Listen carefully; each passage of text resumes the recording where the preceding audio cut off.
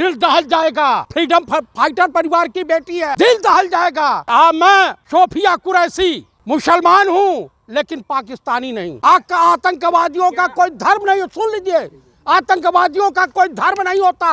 मैं आतंकवादियों और पाकिस्तान के तमाम टेररिस्टों से निपटना जानती हूँ, बाकायदे उनको मिटाना जानती हूँ। और उसके मुस्लिम होने के नाते तनी घृणा।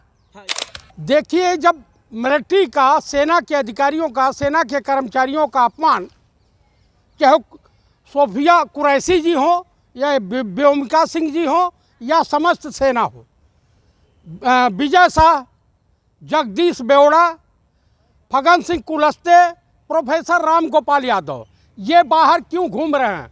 क्या मोदी जी के, मोहन भागवत के, राजनाथ सिंह के या अमित शाह जी के रिश्तेदार लगे हैं?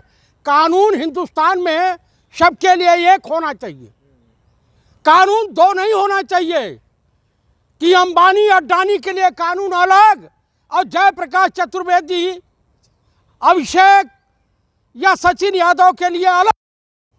ये नहीं होना चाहिए। बीजेपी के मंत्री ने माफी मांग ली है ना, यही ना, उस पे क्या कहें? आप मुझे बताइए, अरे जब देश के लिए मुखबिरी विदेश मंत्री जयशंकर ही कर रहा है, आप बताइए, तमाम हल्ला, तमाम सोशल मीडिया पे चल रहा। खंडन किया उन्होंने, क्या बात कर रहे हैं? ये बताइए, बयान उसका है कि मेरा है?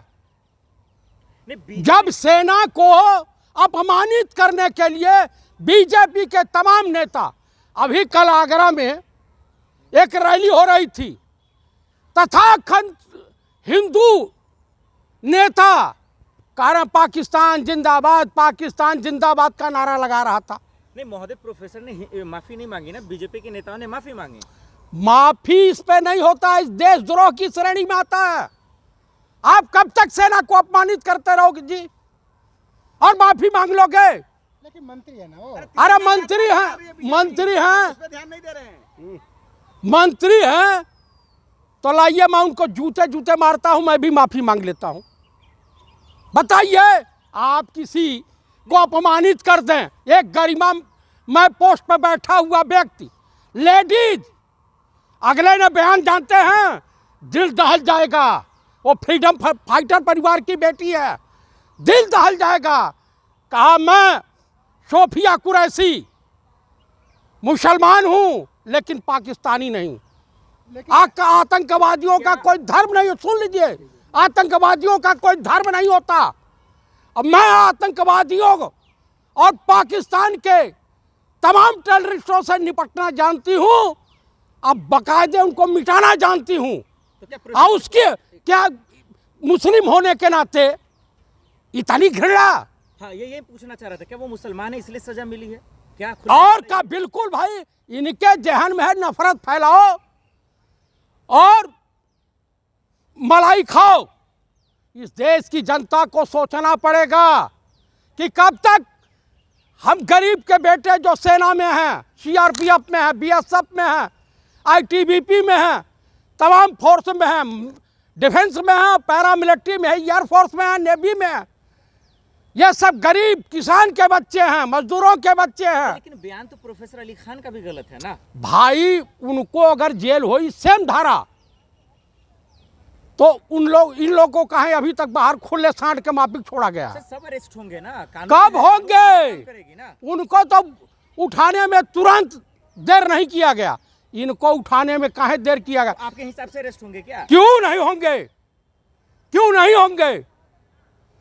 आप बताइए, एक जज के वहाँ करोड़ों नोटें बरामद होती हैं, जलाई जाती हैं और उसका बड़े बेबाकी के साथ आराम से ट्रांसफ़र कर दिया जाता है। इस्तीफे की पेशकश होती है और वो क्या कहता है, मैं इस्तीफा नहीं दूंगा। लेकिन प्रोफेसर ने भी माफी नहीं मांगी ना, सेना को लेकर बयान नहीं दे सकते आप। भाई मैं पूर्व सैनिक हूँ, मुझसे ज़्यादा बेहतर उस परिवार को कोई नहीं जानता। यहाँ जितने पत्रकार बैठे हैं मुझसे बेहतर नहीं जानता सेना में अफसर और जवान का क्या रिश्ता होता है। हम 5,000 25,000 रुपये के लिए मौत के मुंह में खड़े हो जाते हैं, देश की अस्मिता, अपने तिरंगे झंडे की रक्षा के लिए, देश की जनता की रक्षा के लिए मौत के मुहाने पर खड़े हो जाते हैं। हमारे भी परिवार होते हैं। उस मंत्री को, कुकुर को समझ में नहीं आता जो सेना का अपमान करेगा, ये जान लीजिए भारत की जनता, अंधभक्तों से तो मेरे कोई शिकायत नहीं है, वो तो दिमाग से पैदल हैं, वो तो मुंह पी रहे हैं सब। एसआईटी की टीम की गठन तो हुई ना विजय शाह के साथ? एसआईटी की टीम कौन सा भाई, पब्लिक डोमेन में सब टहला, इसमें कौन सा? नहीं, अब जांच होगी ना प्रॉपर तरीके से कि उनकी मंशा क्या थी, इरादा क्या था। अच्छा तो फिर उनकी भी जांच होनी चाहिए, इनकी मंशा क्या थी, इरादा क्या था?